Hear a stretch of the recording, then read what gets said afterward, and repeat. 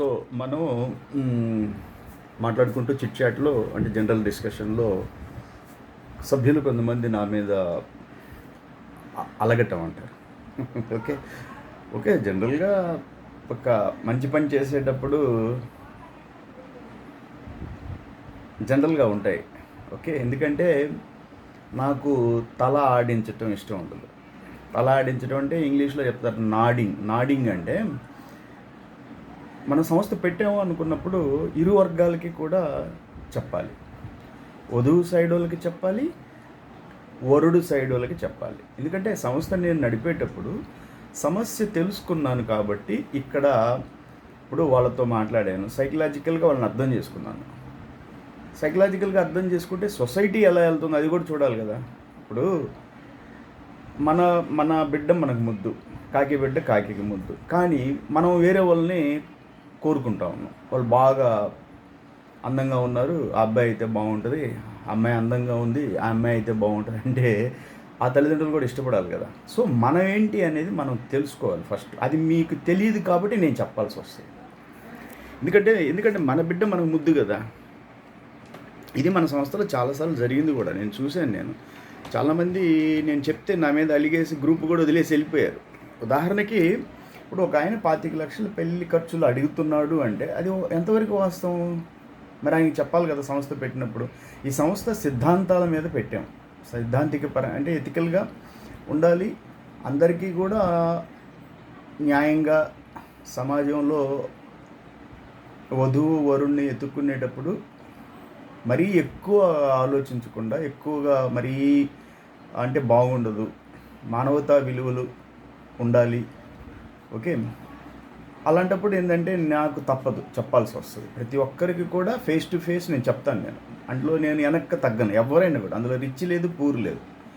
నాకు వాళ్ళు రాంగ్ డైరెక్షన్లో వెళ్తున్నారు అంటే చెప్పాల్సి వస్తుంది. ఎట్లా చెప్పాల్సి వస్తుంది అంటే రాంగ్ డైరెక్షన్ ఎందుకంటే ఇప్పుడు మీరు మ్యారేజ్ ఇన్ని సంవత్సరం నాతో ట్రావెల్ చేస్తూ ఉన్నారు, 1 సంవత్సరం అయింది, మీరు మ్యాచ్ సెటిల్ కాదు. ఎందుకంటే మీ ఆలోచన ధోరణి నాకు అర్థమవుతుంది కదా. మీరేం కోరుకుంటున్నారు, అలా జరుగుద్దా అంటే జరగదు కదా. అప్పుడు నాకు చెప్పాల్సి వస్తుంది. ముఖం అంటే స్ట్రైట్ ఫార్వర్డ్గా చెప్పేస్తాను. ఇలా చాలా కేసులు జరిగాయి. ఉదాహరణకి ఆయన 25 లక్షల పెళ్లి ఖర్చులు అడిగిన ఆయన్ని చెప్పాను, మీరు తప్పు చేస్తున్నారు, ఇట్లా చేయకూడదు అని చెప్పాను. ఈవెన్ దో ఆయన్ని నేను ఒకటి కూడా అడిగాను, మీకు ఇల్లు ఉందా కరెక్ట్గానే అడిగాను. ఆయన ఒకసారి ఎగిరి జంప్ అయ్యాడు. నాకు ఇల్లు లేకపోవడం ఏంది అన్నాడు. కనుక్కుంటే నిజంగా ఆయనకి పిల్లర్స్ మీద కట్టిన ఇల్లు కూడా లేదు, స్లాబ్ లేదు. ఓకే, ఏదో పాత టైప్లో కట్టారు. ఆయనకి 25 లక్షల పెళ్లి ఖర్చులు కావాలి. తప్పు కదా. ఆయనకి 2 మగపిల్లలు ఉన్నారు. అందుకని నీకు 2 మగపిల్లలు ఉన్నారని చెప్పేసి సమాజంలో ఆడపిల్లలు ఉన్న తల్లిదండ్రుల పరిస్థితి ఎలా ఉంటుంది? పాపం 2 ఆడపిల్లలు ఉన్నారు, వాళ్ళిద్దరికి పెళ్ళిళ్ళు చేయాలని అంటే ధర్మంగా ఆలోచించాలి. ప్రతి ఒక్కటి కూడా న్యాయబద్ధంగా వెళ్ళాలి. రెండోది, ఇప్పుడు అబ్బాయి ఉన్నాడు, అబ్బాయి చామన్ చాయిగా ఉన్నాడు అనుకుందాం. జనరల్గా అబ్బాయి అందమైన అమ్మాయి, బాగా ఎర్రగా కావాలి, అందమైన అమ్మాయి కావాలి అంటే ఎవరు ఇష్టపడతారు? ఇష్టపడితే చేసుకోవచ్చు. అది టైం అనేది ఉంటుంది. ఒక టైం మీరు రైట్ టైంలో మ్యారేజ్ ఎఫర్ట్స్ పెట్టారు అంటే 24లో పెడితే కొంత ప్రయత్నం చేసేసి అలా చేసుకోవాలి అంటే ఒక పద్ధతి ఉంది. దానికి ఏంటంటే ఒక పేదింటి అమ్మాయిలను చేసుకుంటే వాళ్ళు ఇష్టపడతారు. లేదు మీకు ఆస్తులు ఉన్నాయి, మాకు బాగా వెనక బాగా దిట్టగా ఉంది, మాకు కోట్లు ఉన్నాయి, మాకు అబ్బాయి చామన్ ఛాయ్ అయితే మేము కొనేస్తాము, మాకు అమ్మాయి ఎర్రగా కావాలి అంటే మీకు వెనక ఉద్యోగం లేదు. ఆ ఉద్యోగం మీరు చెప్పే స్టార్టప్ కంపెనీలు పెట్టాము, అది పెట్టాము, ఇది పెట్టాము అంటే అది వేరే వాళ్ళు ఇప్పుడు వాళ్ళ ఆలోచన వాళ్ళని అడిగితే వాళ్ళు ఏం చెప్తుంటారు, సార్ వెనక ఎంత ఉన్నా కూడా ఉద్యోగం అనేది కావాలి కదా, అబ్బాయి ఏదో చేస్తున్నాడు అంటారు, అది ఎట్లా కుదురుద్ది అని అంటారు. అది మీతో చెప్పలేరు, నాకు చెప్తారు. అది నేను మీకు చెప్తాను, అది మీకు డైజెస్ట్ కాదు, ఇష్టపడరు అట్లా. కానీ వాస్తవం టు బి ఫ్రాంక్ వాస్తవం అదే కదా. కాబట్టి ఎవ్వరూ కూడా నా మీద అలగటం అనేది అన్యాయం. అది ఎందుకంటే నేను నిస్వార్థంగా సమాజానికి మంచి జరగాలి అని కోరుకుంటున్న ఒక వ్యక్తిని ఒక సంస్థ పెట్టినప్పుడు, దాని కింద పనిచేస్తున్నప్పుడు తల్లిదండ్రులకు ఇద్దరికీ చెప్తుంటారు. జ్యోతిష్యం ఉన్న వాళ్ళని ఒక రకంగా కౌన్సిలింగ్ టైప్లో చెప్తాను. సార్ మీరు పొరపాటు చేస్తున్నారు, జ్యోతిష్యం అనేది అనవసరంగా మీరు టైం వేస్ట్ చేసుకుంటున్నారు. అది చాలాసార్లు చెప్పాను, పైన గ్రహాలు ఉంటే అవి మీకోసమే, హిందువుల మీదనే ఎందుకు ప్రభావం చూపిస్తాయి, అందరి మీద చూపిస్తాయి. కాబట్టి మీరు ఆ పద్ధతి మానుకోండి అని చెప్తున్నాం. కానీ వాళ్ళు వినకపోతే నేనేం చేయగలను? వింటారని రూల్ ఏముంది? వాళ్ళు ఏమనుకుంటారు, ఈయనకేం తెలుసు అనొచ్చు. ఇప్పుడు ఎవరి వేలో వాళ్ళు వెళ్తూ ఉంటారు, ఎవరి ఆలోచన ధోరణి వాళ్ళది. ఎవరికో చెప్తాము, సార్ మీరు ఇట్లా ఇంత అడగకూడదండి, ఇంత కట్నపరంగా వెళ్ళకూడదు. ఉదాహరణకి 6 లక్షల పెళ్లి ఖర్చులకి ఇప్పిస్తానన్న వాళ్ళు నేను వెళ్ళిపోయారు. ఎక్కడెక్కడో తిరిగి మొదట 5 లక్షల పెళ్లి ఖర్చులకి ఇప్పిస్తాను అంటే నాకు వద్దు, నచ్చలేదు, నాకు పెళ్లి ఖర్చులే కావాలి, ఎక్కువ ఇవ్వలేదు, 10 లక్షలు కావాలి అని వెళ్ళిపోయిన వాళ్ళు ఉన్నారు. సరే మళ్ళీ తిరిగి వచ్చి వాళ్ళతో మాట్లాడండి అంటే 6 లక్షలు పెళ్లి ఖర్చులకి ఇప్పిస్తాను అంటే వెళ్ళిపోయారు. మళ్ళీ ఆయన పెళ్లి చేసి మొన్న చెప్తాడు నాకు, ఏంటి సంగతి, పెళ్ళి అయిందా అంటే ఓ అయ్యింది. ఎంత ఏం చేసామంటే పెళ్లి ఖర్చులు బాగానే ఇచ్చారు. ఎంత ఇచ్చారు? 10 లక్షలు ఇచ్చారు. ఓకే, మంచిది. అమ్మాయి హైట్ అంటే 5'1", వాళ్ళ అబ్బాయి 5'10". మళ్ళీ అక్కడ సరిపోయిందిగా, తిరిగి మళ్ళీ అక్కడే వచ్చేసారు. సో మీరందరూ కూడా తిరిగి ఎక్కడో ఇక్కడ ఇబ్బంది పడతారు. నేను దేశం కోసం పనిచేసిన ఒక సైనికుడిని, 30 years చేశాను. నిజాయితీగా నిబద్ధతతోటి మీ అందరికీ సహాయం జరగాలి అనుకుంటాను. నాతో ఫేస్ టు ఫేస్ మాట్లాడండి, అంతేగాని నా మీద అలగమాకండి. ఓకే, అలగితే ఏంటంటే కొంతమంది గ్రూప్ వదిలేసి వెళ్ళిపోతూ ఉంటారు. కొంతమంది నా ఫోన్ బ్లాక్ కూడా చేస్తారు. Block, this number is block. మనం ఫోన్ చేస్తే ఇంక ఫోన్ లిఫ్ట్ ఉండదు, మెసేజ్ పంపించినా ఉండదు. సో ఫేస్ టు ఫేస్ నాతో మాట్లాడండి, వాస్తవాన్ని గ్రహించండి. ఇది జీవితంలో మనిషికి ఎదురుగా మాట్లాడే ఉండాలి. మనసులో పెట్టుకోకూడదు, మనసులో దాచుకోకూడదు. నాకు ఫోన్ చేసి చెప్పండి, మీరు ఇట్లా అన్నారు అంటే నేను చెప్తాను, సార్ ఇది వాస్తవం, యాక్చువల్గా మీరు దాన్ని గ్రహించలేకపోతున్నారు. మీ అబ్బాయి కొంచెం స్టౌట్గా ఉన్నాడండి, దానివల్ల మీకు ఆస్తులు ఉండొచ్చు, అయినా కూడా వాళ్ళు ఇట్లా అన్నారు. అది మీరు పాజిటివ్గా తీసుకోవాలి. వాళ్ళు ఇట్లా అన్నారా నన్ను, మాకింత ఆస్తులు ఉన్నాయి, మేము కోటీశ్వరులమే, మమ్మల్ని ఎట్లా అంటారు అంటే మీరు కూడా వాళ్ళని అలాగే అడుగుతున్నారు కదా, మీకు ఆస్తులు ఉన్నాయని. మీరు ఫోన్ చేసి నేరుగా అడుగుతారు, ఆస్తులు ఉన్నాయా? వాళ్ళు చెప్తారు, పాపం ఆడపిల్లగాళ్ళు ఉన్నారు, అన్నయ్య ఆయన ఏంది నేరుగా ఫోన్ చేసి మీకు ఆస్తులు ఉన్నాయా అంటారు. సో ఈ ఇరు పక్షాల్లో ఏంటి అంటే ఇలా జరుగుతూ ఉన్నాయి. కాబట్టి మీరందరూ కూడా నన్ను కూడా అర్థం చేసుకోండి, నా మీద అలగమాకండి. మీకు ఇక్కడ సహాయం చేయడానికి నేను ఉన్నాను ఏ టైంలో అయినా కూడా. కాకపోతే నేను చెప్పేది ఇరు వర్గాలకి చెప్పేది, కొంచెం తెలుసుకోండి. ఇప్పుడు వాస్తవం తెలుసుకో, అమ్మాయి ఎలా ఉంది, అబ్బాయి ఎలా ఉన్నాడు. మనం ఇట్లా దోట్లు అంటారు దాన్ని. దోట్లు అంటే ఎక్కువ ఆలోచించటం, ఎక్కువ అడగటం, ఎక్కువ ఎక్స్పెక్ట్ చేయటం, అది జరుగుద్ది. అది ఇట్లా నేను ఈ దోట్లు అన్నదానికి ఒక ఆమె నా మీద బాధపడింది, అన్నయ్య మీరేంది దోట్లు అన్నారంటే, అమ్మాయి ఇలా ఉంది, నువ్వేం ఎక్కువ అడుగుతూ ఉన్నావు, అలా వాళ్ళు ఒప్పుకుంటారా అనేదాన్ని అర్థం చేసుకోవాలి కదా మీరు. అంటే ఏమో మీ లక్ ఉంటే జరగచ్చు, కానీ జనరల్గా నాకు తెలిసిన విషయాల్లో ఆ తల్లిదండ్రులతో నేను మాట్లాడేటప్పుడు వాళ్ళు చెప్పే రిక్వైర్మెంట్స్, దాని ఎక్స్పెక్టేషన్స్ అనండి, ఎక్కువ ఆశపడటం అనండి, నేల విడిచి నింగి మీద సాము చేయటం అనండి, ఇవన్నీ ఏంటంటే జరగని విషయాలు. కాబట్టి సరే మీ ప్రయత్నం మీరు చేస్తానంటే నేను నంబర్ ఇస్తాను, మాట్లాడండి వాళ్ళతో. కాకపోతే నాకు తెలుసు మీకు నిరాశే వస్తుంది అక్కడ, ఎందుకంటే ప్రతి ఒక్కరిని నేను స్టడీ చేస్తుంటాను. కాబట్టి ఎవరి ఆలోచన విధానం ఎలా ఉంది నేను జనరల్గా చెప్తాను. మీకు బాగా ఆస్తులు ఉన్నాయంటే ఒక పేద అమ్మాయిని చేసుకోండి, మంచిదే కదా అంటాను. వాళ్ళకి నచ్చకపోవచ్చు, అంటే మాకు స్టేటస్ ఈక్వల్ స్టేటస్గా మాకు కావాలి కదా. మీకు కావాలన్నప్పుడు ఏ వయసులో, ఇప్పుడు ఎంత వయసు అంత మీ అబ్బాయిది? 94 అంటారు. అంటే 94 అంటే ఆల్మోస్ట్ 32 దాటిపోయినట్టే కదా, 33 అవుతుంది. మరి ఎట్లా చేస్తారు? స్టేటస్ అంటారు, మళ్ళీ రకరకాల చెప్తూ ఉంటారు, అవి కావాలి మాకు, ఇవి కావాలి, అందంగా ఉండాలి, పోతే మరీ ఆర్థోడాక్స్గా ఉండకూడదు, మోడర్న్గా ఉండాలి, పోతే ఇంకా గలగల మాట్లాడితే ఎక్కువ మాట్లాడింది అంటారు. అసలు మాట్లాడకపోతే అమ్మాయి ఏం మాట్లాడలేదండి అంటారు. ఒక రకంగా శాడీ కట్టుకుంది అంటే మరీ ఓల్డ్ మోడల్ శాడీ కట్టింది అంటారు. సరే ఏదన్నా తయారయ్యి వచ్చిందండి, బాగా తయారయ్యి వచ్చి కూర్చుంది అమ్మాయి అంటే మరీ విపరీతంగా తయారైంది అంటారు. ఇవన్నీ చూడండి, ఇది పెళ్లి చూపులు అంటే వాళ్ళకి ఒక ఫ్రీడమ్ ఉంటుంది. వాళ్ళు ఎలా వచ్చారు, ఎలా కూర్చున్నారు, అంటే ఒక వివాహ పెళ్లి చూపుల్లో అమ్మాయిని తయారు చేస్తారు. మరీ ఎక్కువగా ఆర్నమెంట్స్ పెట్టారండి, మరి ఎక్కువగా లేకుండా సింపుల్గా వస్తే బాగుంటుంది అంటే మీరు ముందు చెప్పండి వాళ్ళకి, పెళ్లి చూపులకు వస్తున్నామండి, మాకు సింపుల్గా చూపించండి, మరీ అన్ని ఆభూషణాలు పెడితే మేము అంటే రియాలిటీ తెలుసుకోలేకపోతాము, అంటే యాక్చువల్గా మాకు ఎలా ఉందో అలా తెలియాలి, అంతేగాని మాకు ఇంతగా తయారు చేసి తీసుకొచ్చి కూర్చోబెట్టాల్సినంత లేదు, జనరల్గా చూపించండి అని అడగండి. చెప్పుకోండి, ముందే చెప్పుకోండి, సార్ మేము ఒక 4 వస్తాం, 5 వస్తాము, ఇద్దరు మగవాళ్ళు, 3 ఆడవాళ్ళు వస్తున్నాము, మీకు మా కోసం ఏమి కష్టపడొద్దు, టీ కాఫీలు ఇవన్నీ కొద్దిగా ఎక్స్ట్రాలు ఏం చేయొద్దు సార్, మేము పెద్ద ఇబ్బంది కలిగించడానికి ఇష్టపడటం లేదు, అలా వస్తున్నామండి, చూస్తున్నాం అమ్మాయిని. ఎందుకంటే అమ్మాయిని చూడటం అంటే అమ్మాయి కాడికి అబ్బాయి వస్తాడు, అమ్మాయిని తీసుకొని రారు. ఇంతవరకు ఇది లేదు, ఇది విప్లవం ఒకసారి అలా జరిగిందంటే చరిత్రలో. అబ్బాయిని చూడటానికి రావటం అనేది ఇంతవరకు జరగలేదు. వస్తే నేను కూడా కోరుకుంటాను, అమ్మాయి కూడా వచ్చి చూసిపోవాలి అబ్బాయిల్ని.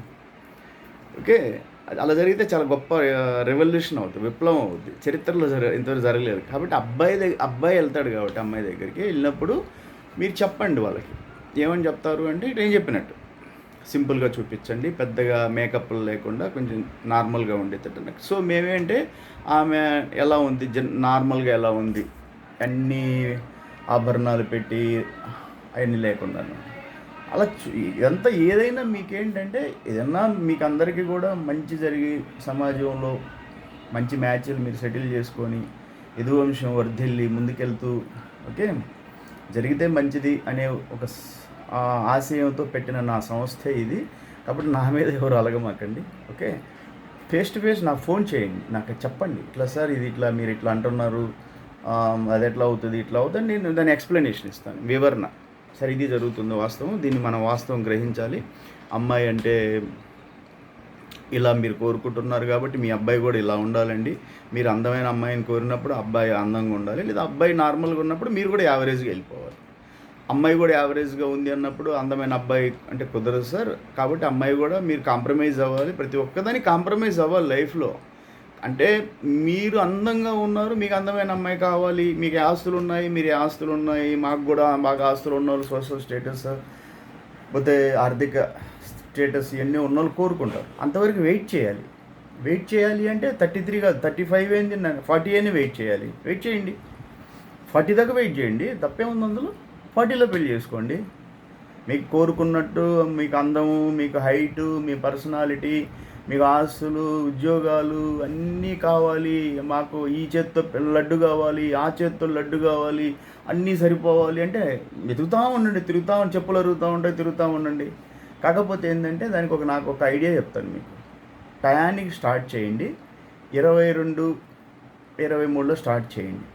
ఓకే, ఒక 3-4 ఇయర్స్ కష్టపడండి, చూడండి. అబ్బాయికి 26 వస్తుంది, అమ్మాయికి కూడా 26 వస్తుంది, వర్కౌట్ కాలేదు అంటే వదిలేసుకోవటం. ఇంకేంటంటే కొంచెం మీ ఆ ఎక్స్పెక్టేషన్స్ని ఒక 10% తగ్గించుకోండి, 10-20% తగ్గించండి. మళ్ళీ ట్రై చేయండి, ఒక 3 ఇయర్స్ మళ్ళీ కష్టపడండి. అప్పటికి అబ్బాయికి 29 వస్తాయి. ఓకే, 29 వచ్చినప్పుడు వర్కౌట్ కావడం లేదు. నెక్స్ట్ ఇంకేం చేయాలి, 50%కి డ్రాప్ అయిపోండి. ఇంకా లేదు, ఇంకా అంచనాలు లేవు, 50% వదిలేసుకోవాలి, 50%లో ఉంటారు. అప్పటికి 30 అయిపోద్ది. మళ్ళీ ట్రై చేయండి, ఒక 3 ఇయర్స్ 4 ఇయర్స్ మళ్ళీ తిరిగిన తర్వాత మళ్ళీ కాలేదు. ఇప్పుడు ఏం చేయాలి మీరు, కాంప్రమైజ్. 30 దాటిపోయిందా, కాంప్రమైజ్. అట్లా ఉంటుంది జీవితం. మీకు ఇది ప్రపంచము, మనం కోరుకున్నట్టు జరగాలి అంటే డెసిషన్ రైట్ టైంలో ఉండాలి. అంటే బంతి మన గోల్లో ఉన్నప్పుడే గేమ్ ఉంటుంది. బంతి వేరే వాళ్ళ చేతిలోకి వెళ్ళిపోయింది అనుకో, అంటే టైం ఇక్కడ మన చేతిలో లేదు, వేరే వాళ్ళ చేతిలోకి వెళ్ళిపోయింది అంటే ఇక మనం వాళ్ళు చెప్పినట్టు వినాలి. లేదు అంటే లేదండి మాకు వాసు యాదవ్ మేము నిరూపిస్తాం, చేసి చూపిస్తాం, మేము ఇలాంటి వరుణ్ణి తీసుకురావాలి, మేము ఇలాంటి అమ్మాయిని తీసుకురావాలి అంటే ఉండండి తిరుగుతూ ఉండండి. నేను ఉంటాను కదా భూమి మీద, నన్ను ఎవడు తీసుకెళ్తాడు అంత త్వరగా? నా చేత ఆమె అనంతకోటి బ్రహ్మాండ నాయకి జగన్మాత ఈ పనులు చేపిస్తూ ఉంది కదా. ఇప్పుడు ఇవన్నీ నా చేత చేపిస్తూ ఉంది, నా మీద పెట్టింది భుజం మీద భారం. వాసు యాదవ్ ఒక పరిచయ వేదిక పెట్టు, ఒక జ్యోతిష్యం క్లాసు పెట్టు, వీళ్ళకి నీలో ఉన్నదంతా చెప్పు అని చెప్తుంది కదా. ఆమె చెప్తుంది కదా, ఆమె చెప్తే చేస్తున్నాను. మంచి పని చేయాలంటే ప్రతి మనిషికి మంచో చెడో శివుడి ఆజ్ఞ లేనిది చీమైనా కుట్టదంటారు కదా. మరి నా సొంత బుర్రలో ఆమె పెట్టకుండా నా మైండ్లో ఇవన్నీ ఎందుకు వస్తాయి? చెప్తున్నాను, వింటే వింటారు, వినకపోతే లేదు. తిరగండి, మీరు ఇష్టం వచ్చినట్టు తిరుగుతూ ఉండండి. అయితే టైం ప్రకారం స్టార్ట్ చేయండి, తిరిగి ప్లాన్గా చూడండి. ఎందుకంటే చాలామంది తల్లిదండ్రులు కొంతమంది నాతో షేర్ చేసుకున్నారు ఈ విషయాలు. సార్ మేము తప్పులు చేసాము, లేట్ అయ్యింది, ముఖ్యంగా జ్యోతిష్యంలో దెబ్బేశారు, చాలామందికి దెబ్బ కొట్టింది. వాళ్ళు పర్సనల్గా చెప్పిందే నాకు. మంచి మంచి మ్యాచ్లు ఎతికి తెచ్చుకున్నాం, అంతా నచ్చారు, అమ్మాయి బాగుంది, వాళ్ళ బ్యాక్గ్రౌండ్ అంతా మంచోళ్ళు, అబ్బాయి మంచోడు, లేకపోతే ఇట్లా అన్నీ చెప్తూ ఉంటారు. అంతా బాగుంది, ఆ జ్యోతిష్యం వచ్చేసి చెడగొట్టేసి కుచిదోషం అన్నారు, భయపడిపోయాం, వదిలేసి. సో ఇట్లా జరుగుతూ ఉంటాయి. కాబట్టి మిమ్మల్ని అందరినీ నేను అభ్యర్థించేది ఏంటంటే, నా మీద అలగమాకండి, స్ట్రైట్గా నా ఫోన్ చేయండి. మీకున్న నా వల్ల ఏంటి సమస్య అంటే, నేను స్ట్రైట్ ఫార్వర్డ్ అనేది నాకు ఆర్మీ నేర్పించింది. ఒకటి, జన్మత బై న్యాచురల్ కరెక్ట్గా మాట్లాడటం నాకు ఇష్టం. ఈ సంస్థ పెట్టాను కాబట్టి ఇందులో ఇద్దరి తల్లిదండ్రుల పరిస్థితులు ఆలోచించి వాళ్ళతో మాట్లాడేటప్పుడు, ఇద్దరిని చెక్ చేసినప్పుడు, ఇప్పుడు 20 మ్యాచ్లు ఇచ్చినా మీకు మ్యాచ్ సెటిల్ కాదు. ఎందుకు కాదు అంటే మీ ఆలోచన ధోరణి అది. ఏదో ఒకటి వేలు పెడతారు, ఏదో ఒకటి అంటే అది ఇట్లా లేదు, బాగలేదండి, అబ్బాయి ఇలా ఉన్నాడండి, అమ్మాయి అలా ఉందండి, వాళ్ళకి ఇంతే ఉందండి ఆస్తి, వాళ్ళు ఇంతే ఇస్తామన్నారండి, మేము అంత అడిగామండి, వాళ్ళు అంత ఇవ్వలేదండి, అమ్మాయికి ఇంతే అండి శాలరీ, అమ్మాయి ఉద్యోగం చేయటం లేదండి, ఆ అమ్మాయి చేస్తుంది కానీ 2 లక్షలే వస్తున్నాయండి, అబ్బాయికి వచ్చేసి వెనక 1 ఎకరమే పొలం ఉందండి, అబ్బాయికి ఇంతే ఆస్తి ఉందండి, అబ్బాయి సంపాదిస్తున్నాడు కానీ 30 లక్షలే వస్తుందండి, అంతవల్ల ఏమవుద్దండి, సచివాలయం వాళ్ళు 30,000 జీతమేనండి, దానివల్ల ఏమవుద్దండి. ఈ రకంగా ఈ చెప్పలేనన్ని బాధలు మీకు చెప్తున్నాను. వాసు యాదవ్ 1992లో పెళ్లి చేసుకున్నాడు. వాసు యాదవ్ దగ్గర ఏమీ లేదు, వాస్తవం అది, ఏం లేదు. అతను పాపం జీరో, పెళ్లి చేసుకున్నాడు కదా, ఆర్మీకి వెళ్ళాడు, అతను బతికి ఉన్నాడు భూమి మీద. ఎవరు ఇక్కడ, కాకపోతే మనసు ఉండాలి, మంచి మనసు ఉండాలి, మంచి వాళ్ళని ఎత్తుక్కోండి, చేసుకోండి. అంతేగాని డబ్బుదేముంది, ఈరోజు వస్తుంది రేపు పోద్ది. మంచితనం ఉండాలి, మంచి హృదయం ఉండాలి. నేను చెప్తున్నా, నా దగ్గర ఏమీ లేదు, జీరో. శర్మ కాలేజీలో చదివేటప్పుడు నా దగ్గర ఏమీ లేదు, ఓకే, భూమి ఉంది, నేనున్న టైప్లో ఉంది. కాకపోతే పోరాడే మనస్తత్వం ఉంది, ఎదగాలని తాపత్రయం, తపన ఉంది, సామాజిక స్థితిగతులు అర్థం చేసుకొని మంచి మనసు ఉండేది. ఓకే, దేశం అంటే ప్రేమ, సమాజం అంటే గౌరవం, ప్రజలంటే మనవాళ్ళు, ఓకే, మనం సమాజంకి మంచి చేయాలి అప్పట్లోనే అనుకునేవాడిని. 19 స్టూడెంట్గా ఉండేటప్పుడు. ఇవే ఇప్పుడు చేస్తున్నాను అంతే, ఇంకా డిఫరెన్స్ ఏం లేదు. అప్పుడున్న నా కోరికల్ని కొంచెం నేను మొదట స్థిరపడాలి ఇది జీవితంలో అనుకున్నాం, వెళ్ళాము, కష్టపడ్డాం, దేశం కోసం చేసాం, ఇప్పుడు సమాజం కోసం చేస్తా ఉన్నాం, అంతే. ఏముంది అందులో? ఈ జీవితం ఏముంది, ఈరోజు ఉంటుంది, రేపు పోద్ది. కట్టెలో కాలిపోయే శరీరమే కదా. 10 మందికి ఉపయోగపడదాం, 10 మందికి సహాయం చేద్దాం, మంచి చేద్దాం. వివాహాలు అంటే 100 అబద్ధాలు ఆడి ఒక పెళ్లి చేయమన్నారు, కానీ ఈ రోజుల్లో అంత కుదరదు, అన్ని నిజాలు చెప్పాలి. పెళ్ళి అనేది ఒక శుభ కార్యక్రమం, ఇందులో అందరికీ కూడా మంచి జరగాలి అనే తాపత్రయంతో, తపనతో పెట్టిన ఈ సంస్థలో మీరందరూ కూడా సహాయ సహకారాలు అందించండి, నాతో ప్రయాణం చేయండి. మనం జీవితాంతం ఈ ప్రయాణం సాగుద్ది. మనం మాట్లాడుకుందాం, పోట్లాడుకుందాం, ఓకే, తగులాడుకుందాం, కానీ ఒకటిగా ఉన్నాం. ఓకే, అది ఇంపార్టెంటా. నా మీద కొరవ ఎందుకో తెలియదు, ఏముందని చిన్న చిన్న విషయాలు మీకోసమే నేను చేస్తున్నాను.